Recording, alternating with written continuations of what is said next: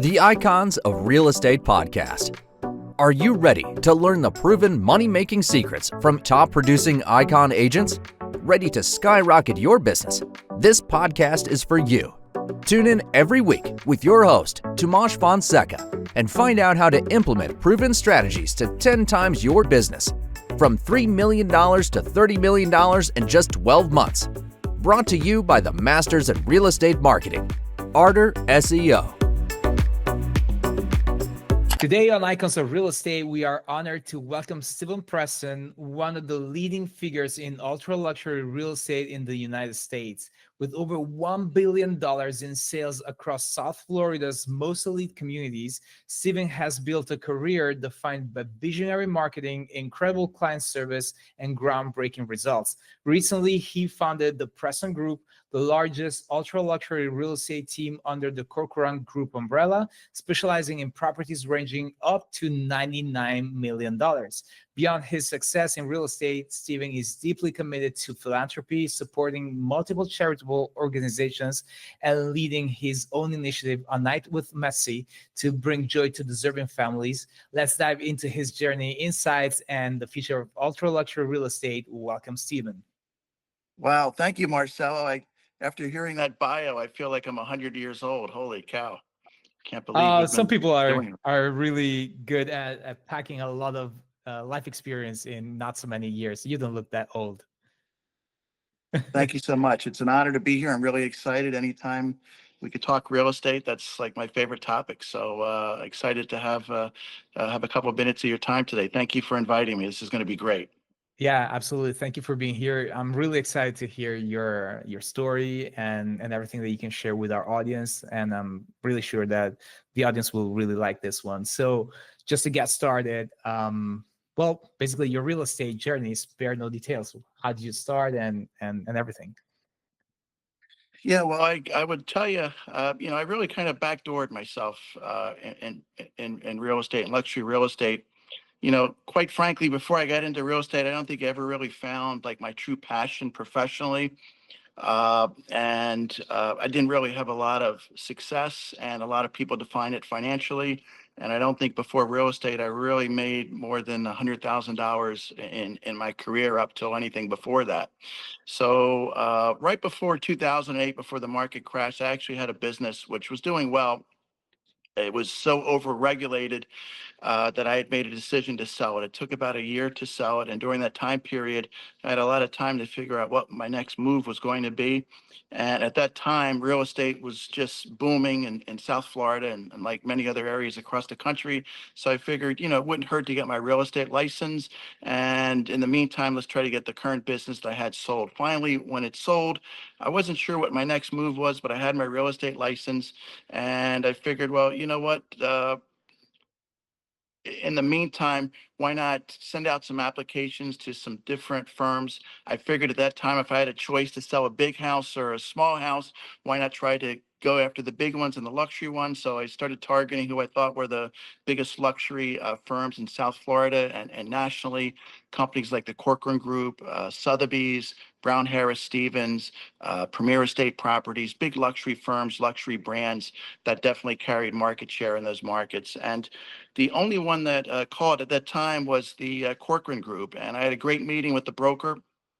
We spent about an hour together. Afterwards, he said, I loved your resume. I loved meeting with you. I loved your energy. I could see you have the marketing abilities to really be successful in this business. But at the same time, I really don't hire new agents. But let me think about it. I'm not ruling you out. And, when I walked out of there, kind of a little deflated because usually you don't get a call back. And a week went by and it seemed like forever. And I got a call back. I was invited back into the office, and I'll never forget it. I met with Wade Chevelle, who was the broker at the time. And he said, you know what? I like you. I believe in you.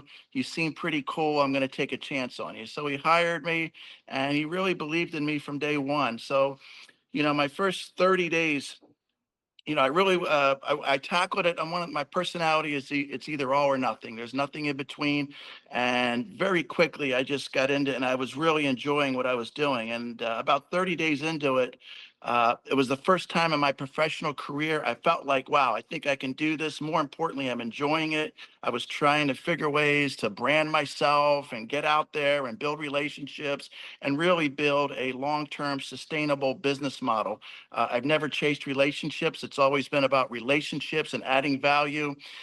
Before I got into the real estate, I talked to a lot of friends of mine, Mhm. peers, as well as, mentors, family, friends. Almost everyone I spoke to gave me reasons not to doing it. The cost of entry into the business is Yeah. expensive. It's very competitive. I've known a lot of successful people who got into it and failed. It's cutthroat, and quite frankly, it's all those things. But if they weren't for me, it was almost like a challenge because I figured. Let's just look at any business. If it was easy to break into, Yeah. anyone can do it. I've known all my friends who've tried, succeeded. What kind of challenge is that? Yeah. And it wouldn't have really caught my attention. And the other part of it too is the way I looked at it from a competitive perspective. Here's what I thought at the very minimum I could bring to the table. I knew I was going to work hard. I was going to be genuine, real. I was going to try to do it the right way.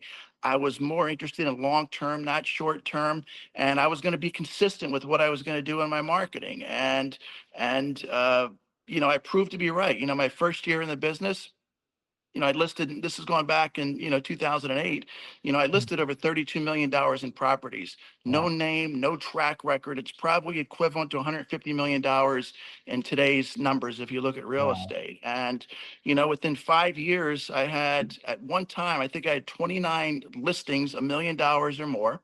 And I had more $1 million listings individually than any other agent in South Florida. At that point, though, I will say I hadn't broken into like the 5 or 10 or 15 million, but $1 million sellers seemed to believe in what I was offering, and I just found something candidly that I love. It's a hard business, but every day Yeah. it's very rewarding. You get to build amazing relationships, Yeah. not only with clients but also the real estate broker community. Uh, I'm still today, 18, 19 years later, I'm still just as motivated. I'm always trying to think, hey, our market's changed a lot, right, in the last year or Yeah. so, for example. So now the challenge is, how can you always stay ahead of the curve. What can I do differently? How can I get our name out there in a more resourceful way, and just keep current and kind of ahead of the times and ahead of your competitors? So those challenges, will never go away, and it's just a business that I've really I've enjoyed every bit of it for sure. Yeah, I can see that. I can see in the way you talk about it. It's beautiful when you talk to people who are passionate about what they're doing, and I think part of your success is probably due to that, right? Not very much. I think my personality is, like I mentioned earlier. I mean, first of all, it's really about building relationships. I've never chased a transaction. To me, I kind of started with a mentality that, I just didn't want to be another realtor. Today, Mm. especially in South Florida, geez, or even on the island of Palm Beach, down where I'm at, everyone knows 20 realtors or 25 Right. realtors. It's crazy. I think nationally, everyone knows 8 to 10. It's probably doubled down here. Every person has a real estate license, whether they're active or not. It just seems like it. You go to a function or an event, there's 5 realtors at your table. Mm. So there's a lot of competition, a lot of Yeah. competition out there. But I've never wanted to be grouped into just being another realtor. It's always been about not only the relationship, but how I can add value and Yeah. how I can stand out and be a professional. Yeah. And, I'm as aggressive as any agent as there is, but I don't knock on doors. I don't Sure. cold call. I don't go to an event and hand out 100 business cards. My mentality is that my aggressiveness comes with, like like marketing. And you pick up any local newspaper, any local real estate luxury publication, I have 1 to 2 pages. I've been in there forever. You pick up the Mm. Coastal Star, one of the biggest local newspapers in our area. Every resident gets, reads, very well received in the community.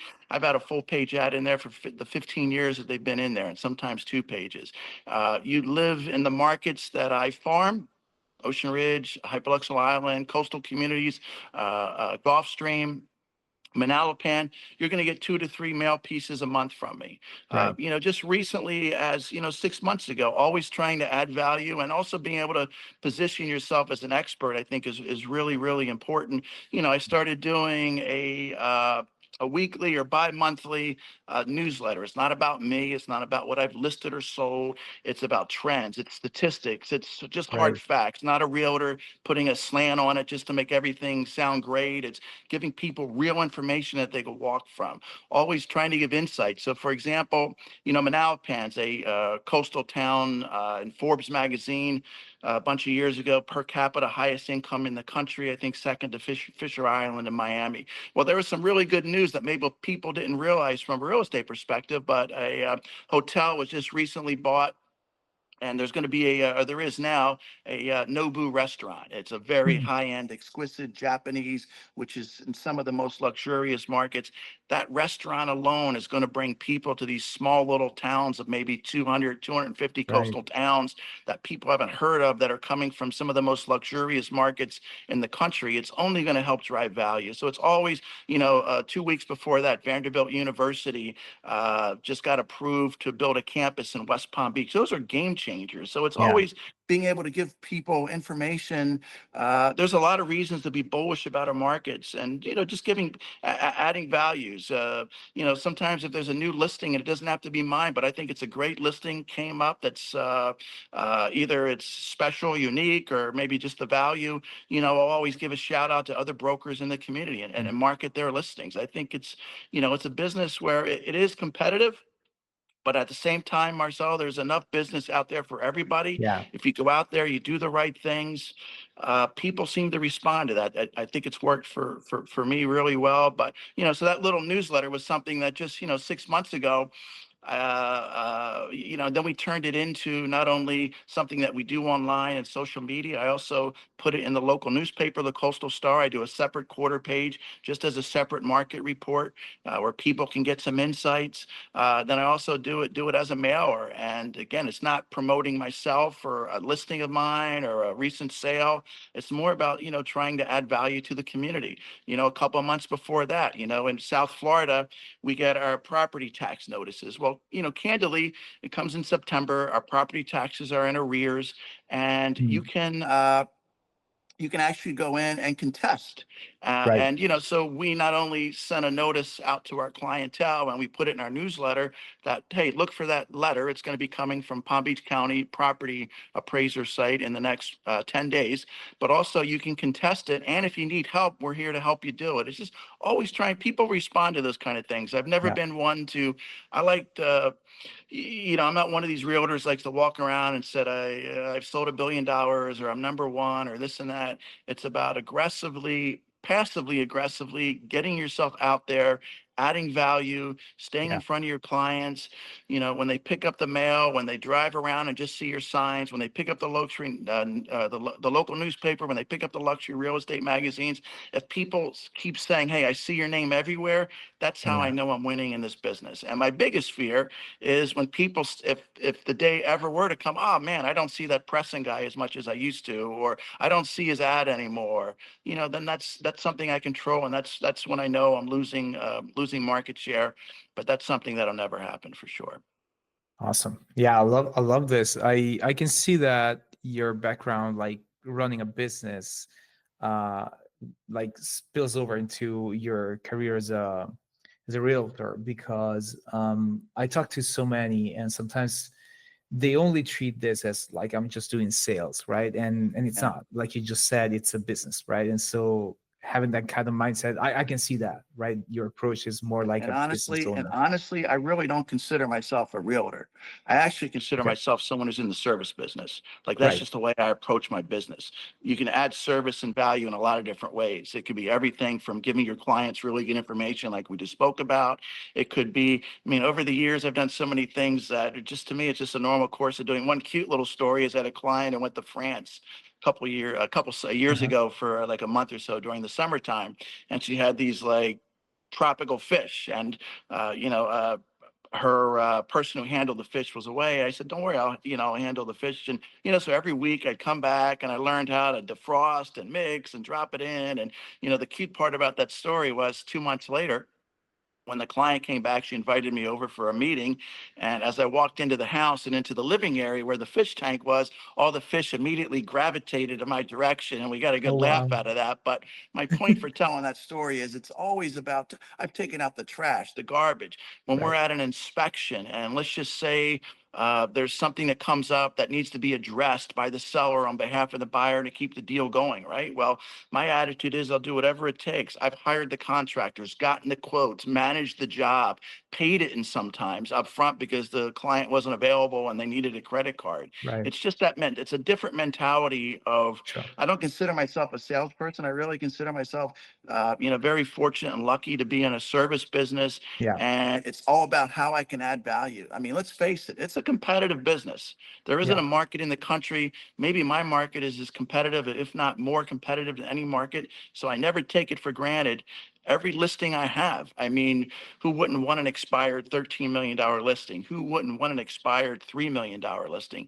We Yeah. all, right. So I try to do everything I can, where if that listing doesn't sell during that listing period, that the client can see I just wasn't someone who was just trying to get their house sold and make a big Yeah. commission. It was more about, hey, how I can stand out, be different, Yeah. and never keep track that we're in a business where, quite frankly, you can make a lot of money. And when I see other realtors cut corners, whether Mhm. it be a poor property description, whether it be not using professional photos. I was at a $13 million broker open house the other day, and they barely printed off a couple MLS input sheets. To me, that's doing a disservice to your client. And Yeah. it's not really the way it says volumes as to what they're trying to do. They're more about, Yeah. they're chasing a transaction. I Yeah. want to do everything 100% right, the right way, where, hey, if it doesn't sell, the client's not looking to see if there's greener pastures. They're saying, all right, you've done everything you can.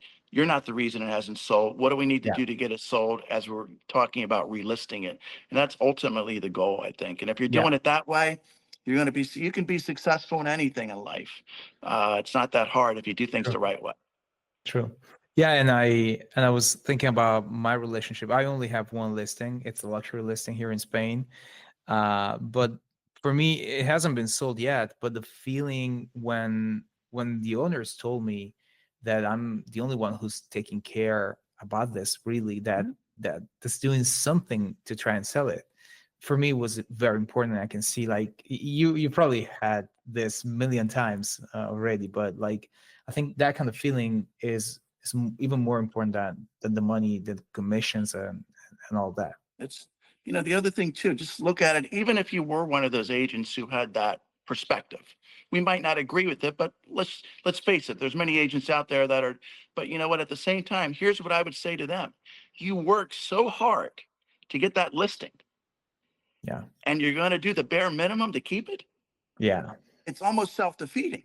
Yeah. So why spend the time? Why spend the money, or some of the money, and not really do it the right way? I mean, I have a saying, it's kind of corny, but it's the way I go about my business. Is I'm going to represent the property like it's my own, or Yeah. like it's family members. There's no difference. I couldn't do a better Absolutely. job for them than I do for my clients.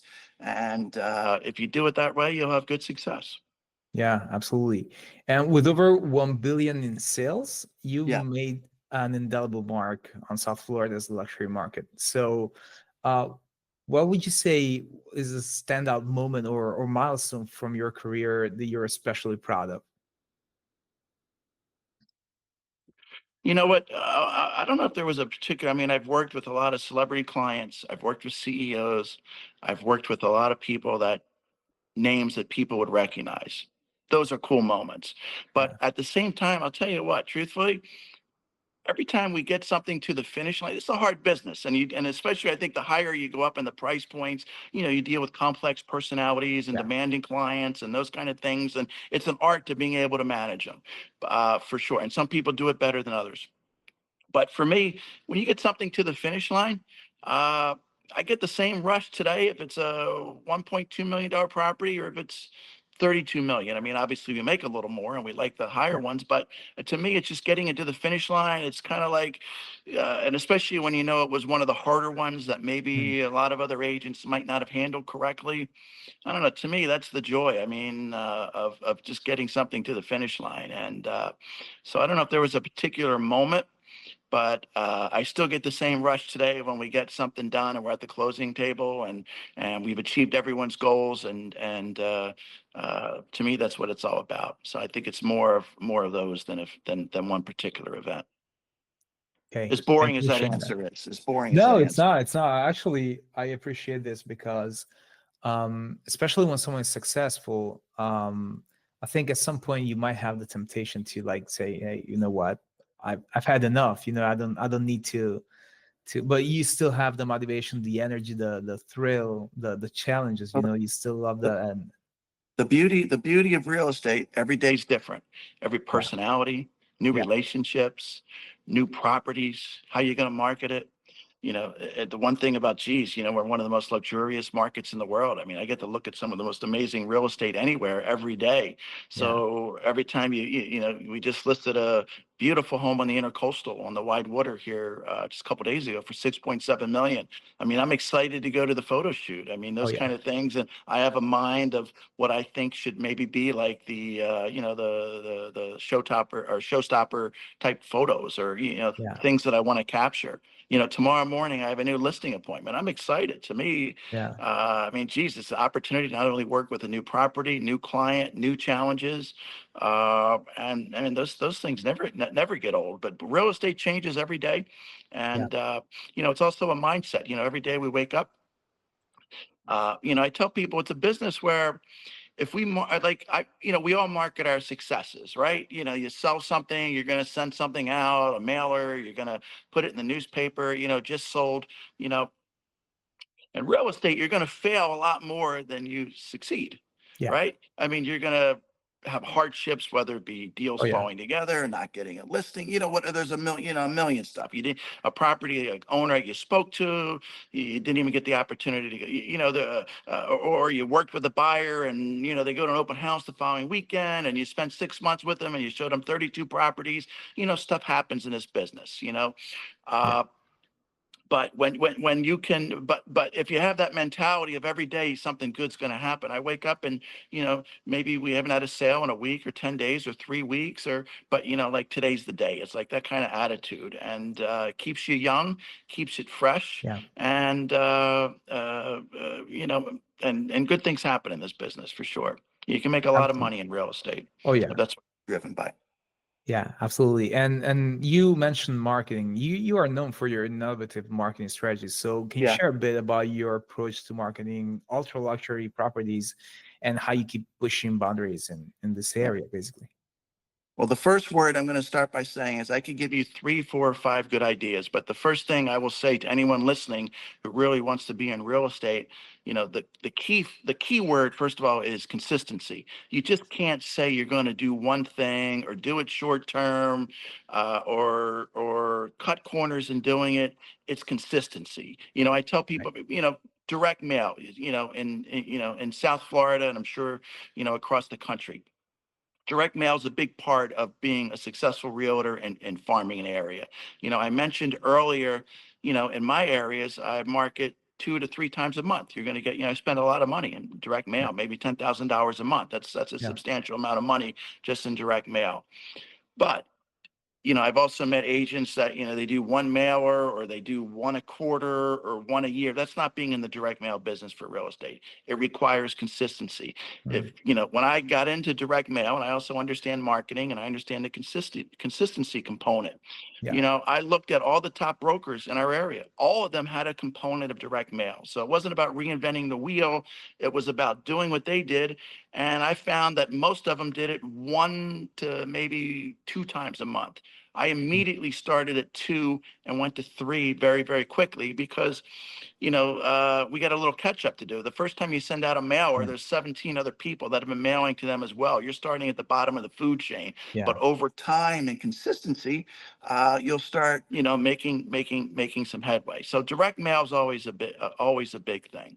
If you Mm. want to get into luxury real estate, it's really important. I tell people that you have to be a fabric of the community. It's tough Okay. to say you want to be. Let's just use Palm Beach because everyone will be familiar with that who's listening to this. You want to be a Palm Beach broker. It's really, really hard not to live in Palm Beach. Right. You want your kids go when your kids going there. You go to church there. You go to this grocery store there. You walk up and down Worth Avenue. You belong to the social clubs. That's a component of at least getting out there and being in front of people. Yeah. I tell people I have a team. Find a passion, things that you enjoy. Philanthropy. Over the years, I've worked with many causes. Food for the poor, Rotary Club. I was a member for I think 11 years, president for 2 years. As I Oh, worked wow. my way up that club, I was head of the scholarship committee. We had the largest endowment in the country. We gave out scholarship awards every year to some of the most amazing, deserving kids, and the stories were heartbreaking. But use an example. There was being a committee, and I loved it. That was like my favorite thing I think I've ever done. When I look back, is meeting with those potential recipients every year for those scholarships that we gave out, and hearing these stories. But over the years, I've sold probably about $25 million just through relationships within that club. Yeah. One of my favorite sales was everyone's familiar with like chocolate covered pretzels, right? Well, one of the ladies who I ended up selling a house for, actually in the 70s, she was the one who invented the chocolate covered pretzel. Oh, Just kind of wow. cool story. And ended up selling a property of hers in Palm Beach on Monterey, Wow.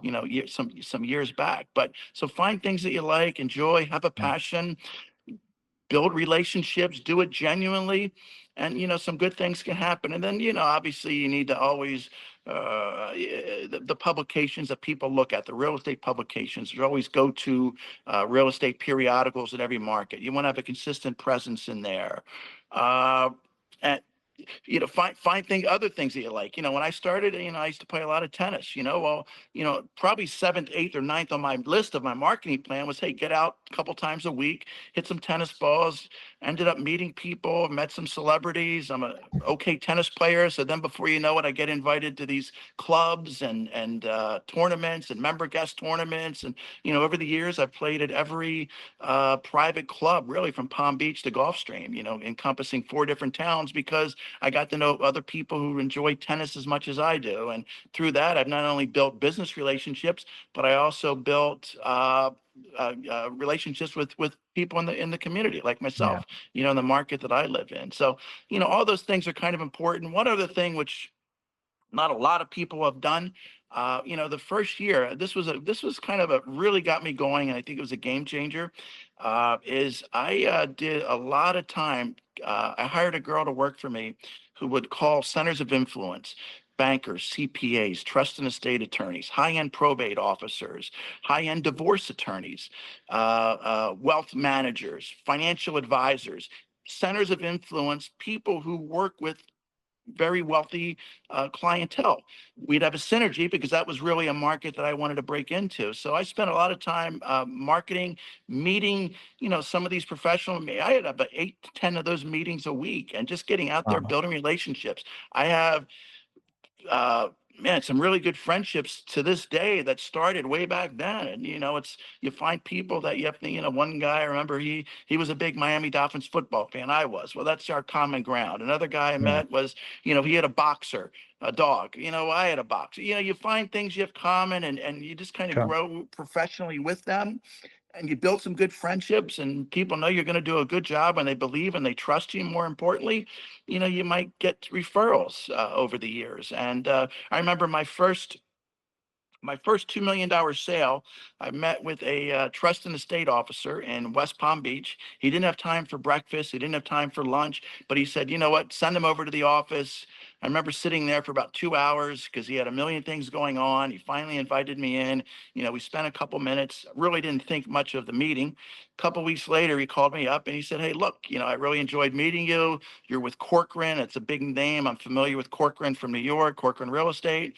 And I have a $2 million property just passed away. The heirs are up in Vero Beach, 2 hours north of here. Why don't you go meet with them? And if everything goes well, you'll list the property." Well, that was my first $2 million Wow. sale. So, getting out there and building professional Yeah. business relationships. Yeah. And before you know it, I get invited to all these different business meetings and functions, and then you're meeting their clientele, and so all those, over the years, I was asked to speak at one of the private banks on Worth Ave or on Royal Palm Way and Bankers Row in Palm Beach because they valued my opinion in real estate. So I had an opportunity to, talk in front of 16 financial advisors to some of the wealthiest people in the area, and I was being viewed as the expert. Those are the kind of things you can do over time and consistency.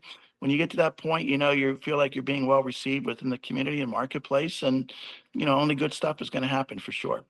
Yeah, absolutely. And well, when you were talking about all these things, I felt like, where does Steven find the time to sleep? Like you make it sound like there's no, like, do you have 48 hours instead of 24? Well, here's one of the key components. And I remember I'm going to say something. And I remember way back when I first started, I've never written a contract. I've never written an addendum. I've never done any of the administrative paperwork. From the first, your biggest asset, to your point, which is why you asked, is your time. Time is Yeah, everything, right? And absolutely. time management. And I see a lot of agents who just kind of spin their wheels. And I have a saying in real estate. I mentor a lot of agents. If I were to drive by the office that they work in, where the real estate office is, and I see their car out there all the time, I know they're doing something wrong, Yeah. because time is everything. So now I have a staff and a team that can help me. But in the beginning, I used to farm out all the administrative stuff. And I remember one time an agent I was in a lunchroom it was about 4 or 5 years into the business. And I remember an agent, someone had mentioned, the amount of listings I had or whatnot. And, the agent snapped back and said, "Yeah, but that guy can't even write a contract."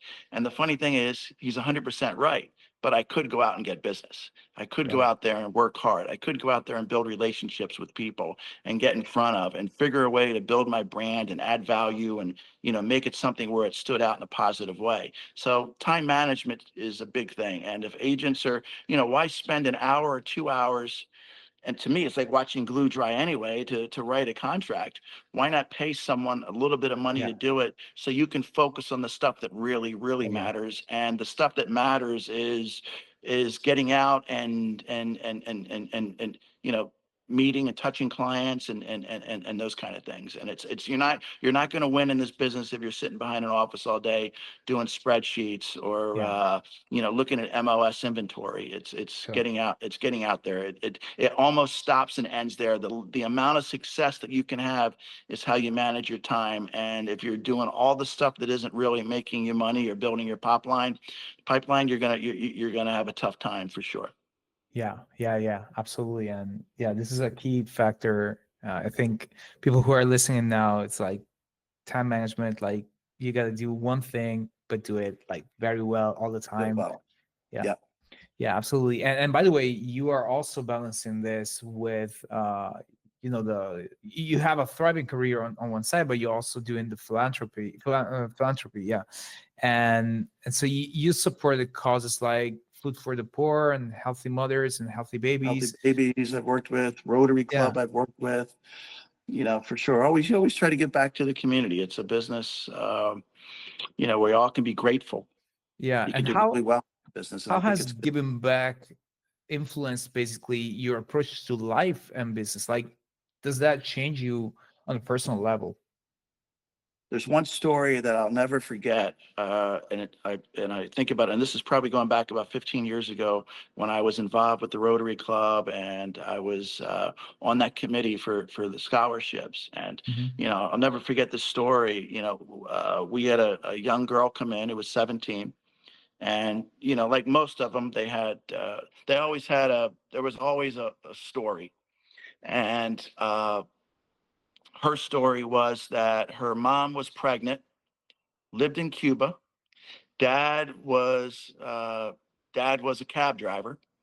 and her dad was shot and killed over a $10 cab fare, and she never had a chance to meet her dad. And so just imagine getting started with that. And then Yeah. the and then wouldn't it really be easy for myself or any of us to like go through life and just have blame and regrets and anger and whatnot. And maybe she had some of those periods in her life. But the most impressive thing was by the time I met her, she had on her application, she had done over by the age of 17, 1,500 hours in community service. In my entire life, I'm never going to get to 1,500. She Yeah. had done it by the time she was 17 years old. That's just Wow. like an amazing story. That's Yeah. just and part of her goals was her goal was to be a international attorney and to work with underprivileged families and coming and relocating to the United States. She had like a purpose of something that she wanted to not only do. I mean, that was really, I'll never forget. It's an inspirational story to think how she started and just look what she accomplished at the Yeah. age of 17. How could you not walk out of there and think like, wow, man, there's a lot more I could be doing. I've never Yeah. forgotten that. And that was a long time ago.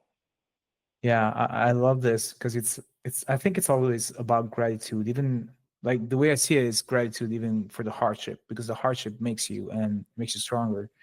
And so you can give back more. So it's like you can choose to complain and to cry in a corner Yeah. and Yeah. and do nothing, or you can say, hey, you know what, this is a gift, whether you believe in God or not, but it's like it's Yeah. a gift. Someone give you that gift and you can make it worth it for others also, not for yourself. Yeah. Yeah, I love this. Thank Yeah. you for sharing this. It's Yeah. My pleasure. Thank you, Marcelo. yeah. So in the beginning of the conversation, you were talking about, the market is changing. Hmm. So I wanted to understand, to hear from you, basically looking to the future, what trends or shifts do you foresee in the luxury real estate market, especially in South Florida?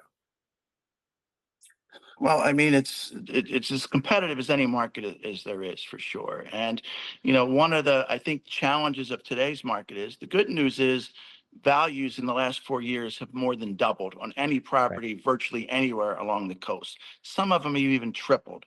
So Yeah. crazy. But what's come with that is typically from my perspective before COVID, I would always carry anywhere between 25, 30, 32 listings. Now typically my inventory is around 10 or 12. It's Mm. not because I've stopped working or stopped marketing that there's just less homes for sale. And that's going to be a Yeah. trend that's going to continue for a long time. Reason being is if I went into before COVID, if I went on 10 listing appointments, people were considering listing and selling their home for whatever the reason was, whether they listed me or not, almost 9 out of 10 would list their properties. It was just a Right. matter who they chose.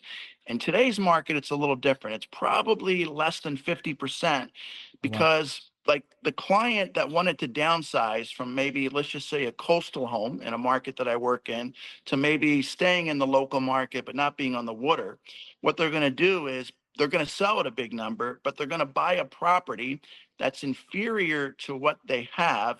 It's Oh. going to cost them double. And meanwhile, their costs, carrying costs, insurance, taxes, all those things have gone up. Yeah. So the people that were looking to downsize locally, like I always remember like Herb and Louise, some of my favorite clients I sold a couple years ago, that beautiful home before COVID. They had a beautiful Mm. waterfront home in Ocean Ridge.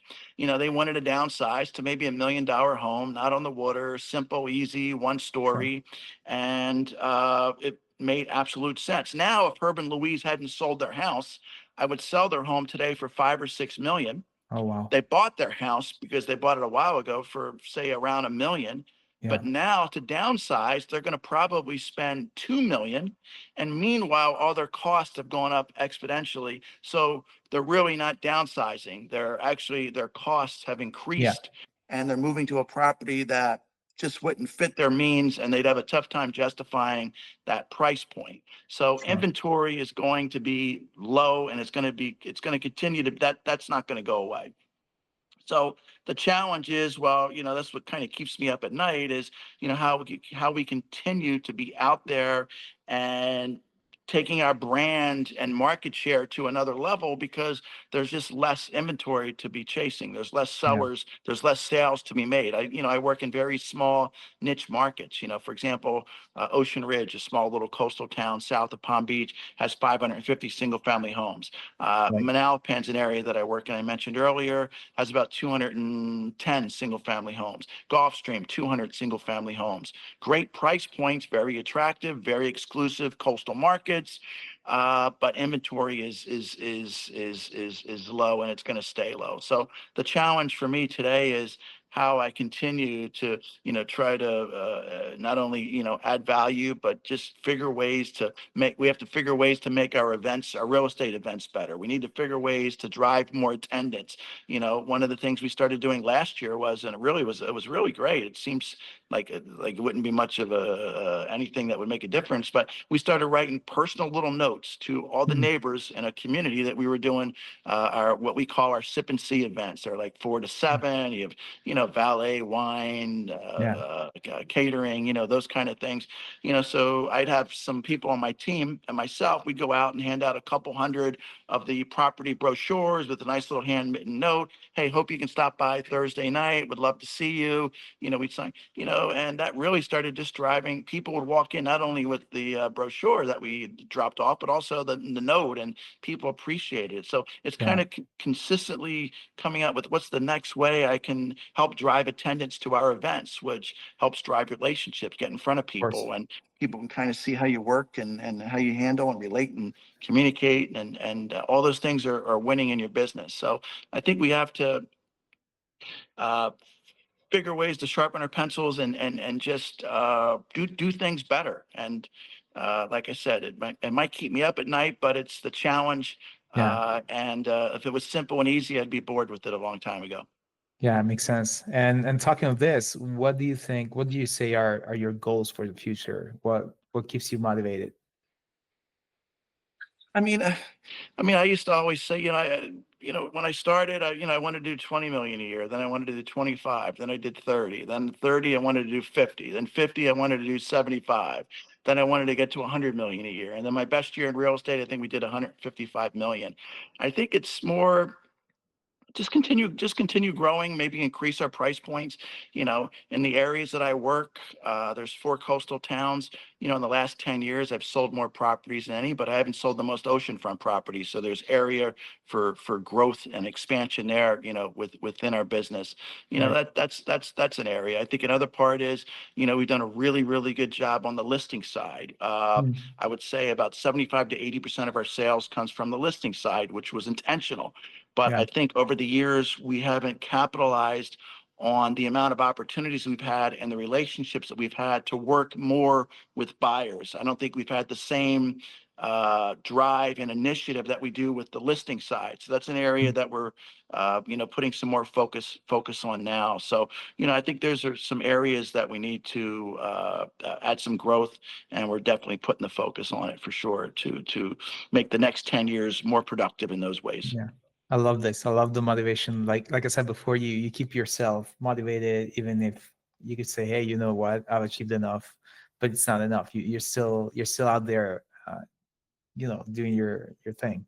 Yeah, no, well, it's a great business. I mean, if I didn't love it, Yeah. I don't know if I'd have you. I don't know if you'd sense that same energy. It's Oh yeah. anything in life, with my kids. If you can find a passion for anything, it doesn't matter. It doesn't Yeah. have to be a high pay. It could be anything. It's if you find a passion, you're going to do well with it, and you're going to run with it, and you're going to have success no matter where you go or what you do. Yeah, absolutely. All right, so we got one last fun question for you. Icons of Real Estate is the #1 real estate podcast network and is passionate about making podcasting accessible. If you had your own podcast, what would you call it? Wow. Uh, I would probably keep it simple and low key, and more like just something like keeping it real with Stevie P, or it's my little nickname for my kids call me, or some of my friends over the years. Just something simple, easy, fun, light-witted, Yeah, and I think a big component is just trying to keep keep it real. I think it's a good mantra in life that you can carry yeah. with you, and people respond and receive you pretty well, I think. Yeah, I love this, and it's what you said in the beginning, right? So you create a genuine, not even the business, like genuine relationship even before the business, right? Yeah. Yeah. Yeah, The love that. re- the business is the end result, but the fun part is the process and the development. And the other thing, people think you could have coffee tomorrow, right, with a prospect. You haven't built a relationship with that Yeah, person over one lunch. It takes time. It takes sure. consistency.